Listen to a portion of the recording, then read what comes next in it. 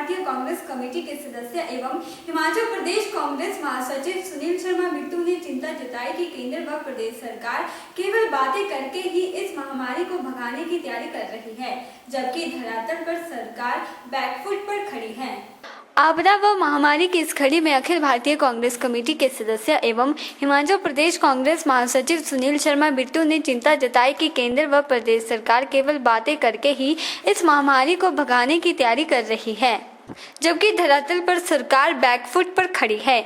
उन्होंने मांग करते हुए कहा कि सरकार को गंभीरता पूर्वक लोगों की आर्थिक हालत के ऊपर सोचकर कोरोना रिलीफ योजना बनानी चाहिए, जिससे समाज को आर्थिक मदद मिल सके।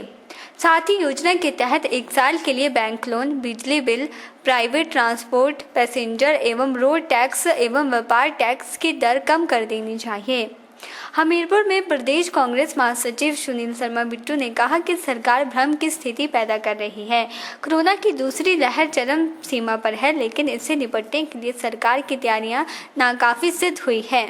अब तीसरी लहर आने की बात कही जा रही है, लेकिन सरकार यह नहीं जानती है कि आगे क्या करना है।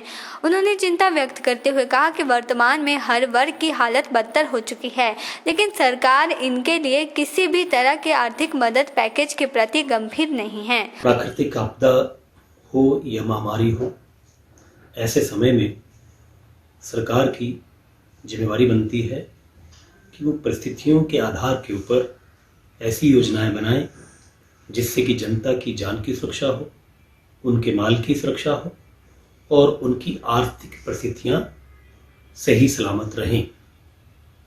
जयराम सरकार जी, आप आज की तारीख में योजनाएं बनाने में पूरी तरह से असफल साबित हो रहे हैं। केवल मात्र आपको 2 योजनाओं के ऊपर बहुत ही सार्थक तरीके से काम करना है। एक, अस्पताल की सुचारू व्यवस्था का आंकलन करना। आज की तारीख में मरीज महंगे अस्पतालों में जाने के लिए मजबूर हो चुके हैं। अस्पतालों में उनको जिस तरीके से उनके रिश्तेदार वीडियोस वायरल कर रहे हैं, उससे स्पष्ट झलकता है कि कहीं ना कहीं आप जिम्मेवारियों को सुनिश्चित करने में नाकाम साबित हुए हैं।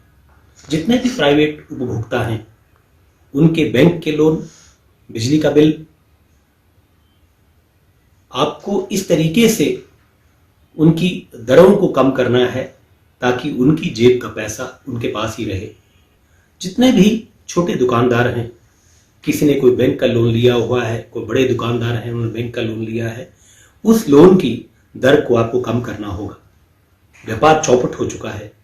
प्राइवेट ट्रांसपोर्ट का इतना बुरा हालत है, बस टैक्सी के लोग घर में बैठे बैठे रोड टैक्स आप उनसे ले रहे हैं, पैसेंजर टैक्स आप उनसे ले रहे हैं। तो कुल मिलाकर के आपको ऐसी योजना बनानी है जिससे कि आर्थिक परिस्थितियों से लोग जो हैं वो परेशान ना हो। ओरिएंटल टाइम्स के लिए हमीरपुर से जसवीर की रिपोर्ट।